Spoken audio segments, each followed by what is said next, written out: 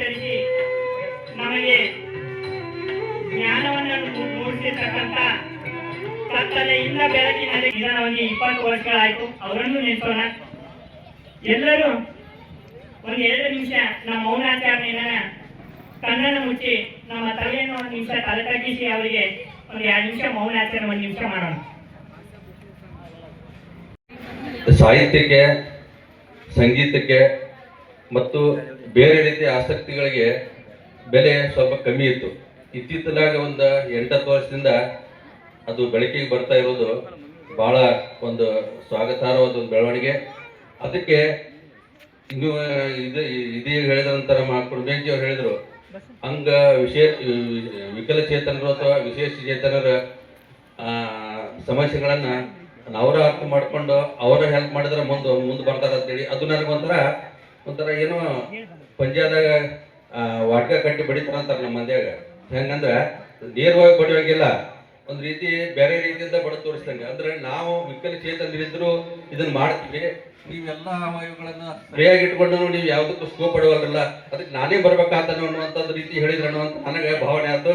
ಯಾವುದೇ ರೀತಿಯಿಂದ ಆಗಲಿ ಅದು ಇವರೊಳಗೆ ಈ ಒಂದು ಸಂಗೀತದ ಒಂದು ಶಾಲೆ ಪ್ರಾರಂಭ ಆಗಿದ್ದು ಬಹಳ ಸಂತೋಷದ ವಿಷಯ. ಯಾರಿಗೆ ಹೋಗ್ತಪ್ಪ ಅಂತಂದ್ರೆ ವಿಶೇಷ ಚೇತನರಿಗೆ ಸರ್ ನಾವು ಮಾತಾಡ್ತಾ ಇದ್ವಿ. ಸಂಗೀತದೊಳಗೆ ಹೆಚ್ಚು ಯಾಕೆ ದೇವರು ವಿಶೇಷ ಚೇತನರಿಗೆ ಕೊಟ್ಟ ಅಂತಂದ್ರ ಒಂದು ಅಂಗವನ್ನ ಅವರು ಕಳ್ಕೊಂಡಿದ್ದಕ್ಕ ಅದನ್ನ ತುಂಬಿಸೋದಕ್ಕೋಸ್ಕರ ದೇವರು ಏನ್ ಮಾಡಿದಪ್ಪ ಅಂದ್ರ ವಿಶೇಷವಾದಂತ ಒಂದು ಸಂಗೀತದ ಜ್ಞಾನ ಅವರಿಗೆ ಕೊಟ್ಟಾನ ಅಂತ ಅನ್ಸುತ್ತೆ ಬಹುಶಃ.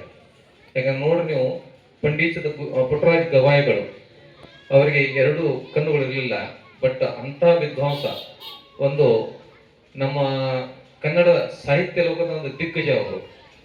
ಅಂಥವರೆಲ್ಲ ಏನಪ್ಪಾ ಅಂದ್ರ ವಿಶೇಷ ಚೇತನರೇ ಅವರೆಲ್ಲರೂ. ಆ ದೇಶ ಒಳಗ ನಮ್ಮ ಊರಿನಲ್ಲಿಯೂ ಸಹಿತ ಅಂತ ಒಂದು ಕಾರ್ಯಕ್ರಮ ಮಾಡಕತ್ತಾರಪ್ಪ ಅಂದ್ರೆ ನಮ್ಮ ಹೆಮ್ಮೆ ಅದು. ಬಹುಶಃ ಸರ್ ಹೇಳಿದ್ರು ಯಾವ್ಯಾವ್ದೋ ಕಾರ್ಯಕ್ರಮ ಮಾಡಿ ಎಂಜಾಯ್ ಮಾಡ್ಬೇಕಂತ. ನೋಡ್ರಿ ಈಗ ಅವರ ಸಾಧನೆ ಬಹು ಒಂದು ಉನ್ನತ ಸ್ಥಾನದೊಳಗನ ನಾವು ನೋಡ್ಬೇಕಾಗ್ತತಿ. ಯಾಕಂದ್ರೆ ನಾವು ಎಲ್ಲಾರು ಇದ್ದು ಏನೋ ಸಾಧಿಸಕ್ಕಾಗ್ತಿರೋದಂತ ಸಂದರ್ಭದೊಳಗ ತಾವು ವಿಶೇಷ ಚೇತನರು ಮರೆತು ಬಿಡ್ತಾರ. ಅವರು ಎಲ್ಲರ ಜೊತೆ ಬೆರೆತು ಬಾಳುವಂತ ಒಂದು ಈ ವಿಶೇಷ ಚೇತನರು ಇನ್ನು ಮುಂದೆಯೂ ಸಹಿತ ಒಳ್ಳೊಳ್ಳೆ ಕಾರ್ಯಕ್ರಮಗಳನ್ನ ನೀಡಲಿ ಅಂತ ಆಶಿಸಿ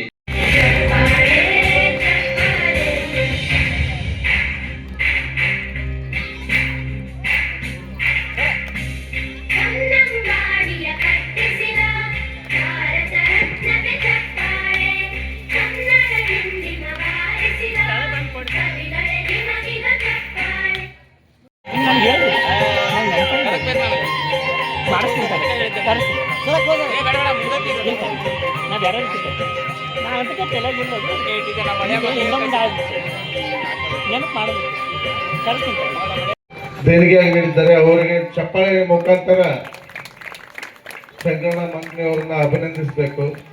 ಯಾಕಪ್ಪ ಅಂತಂದ್ರೆ ಮಂಕ್ನಿಯವರು ಆ ಸ್ಕೂಲಿಗೆ ಹೋದ ನಂತರ ಅಲ್ಲೆಲ್ಲ ಆಕ್ಟಿವಿಟೀಸ್ ನೋಡಿ ಇಷ್ಟೆಲ್ಲ ಸಾಮಗ್ರಿಗಳನ್ನ ಕೊಡಿಸ್ತೀನಿ ಅಂತಂದು ಹೇಳಿ ಇವತ್ತು ಆ ಸಾಮಗ್ರಿಗಳನ್ನ ಅವರಿಗೆ ಹಸ್ತಾಂತರ ಮಾಡ್ತಾ ಇದ್ದಾರೆ. ಮತ್ತೊಮ್ಮೆ ಅವರಿಗೆ ಎಲ್ಲರೂ ಚಪ್ಪಾಳೆ ಹೊಡೆಯೋದ್ರ ಮುಖಾಂತರ ಅಭಿನಂದಿಸಬೇಕಂತ ಈ ಸಂದರ್ಭದಲ್ಲಿ ಕೇಳ್ಕೊಂತೀವಿ.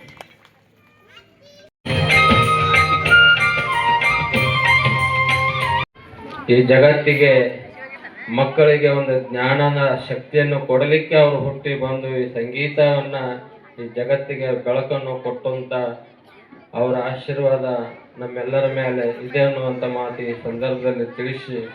ಯಾಕಂದ್ರೆ ಸಂಗೀತ ಮಳೆಗಾಲ ಇಲ್ಲದ ನದಿಗಳು ಒಣಗ್ತಿರ್ತಾವೆ ಬ್ಯಾಸಿಗೆ ಕಾಲದಿಂದ. ಆ ನದಿ ಒಳಗ ಕಸ ಕಡ್ಡಿ ಧೂಳ ಎಲ್ಲ ಹರಿದು ಬಂದು ನಿಂತಿರ್ತೈತಿ.